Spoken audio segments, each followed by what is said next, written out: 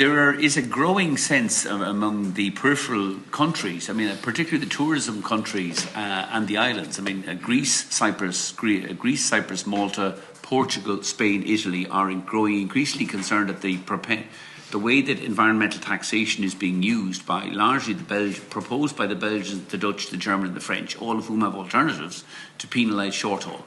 And I think there's a growing sense that this needs to be pushed back. The Italian and the Spanish minister said they're going to block any further increase in environmental taxation on air travel.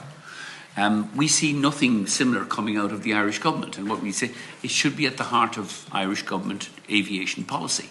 I mean, there was a meeting, there's been 2 meetings held by the peripheral transport ministers, I think over the last 6 months. Ireland didn't even attend. Okay. They attended one transport meeting and made no contribution. Like, we are an island on the periphery of Europe.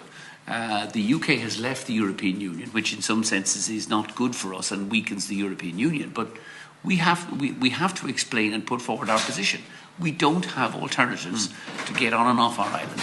And our tourism industry is fundamentally, as is the tourism industry of Portugal, Greece, Malta and Cyprus, is fundamentally dependent upon having very competitive low access costs. So what do we want our government to do?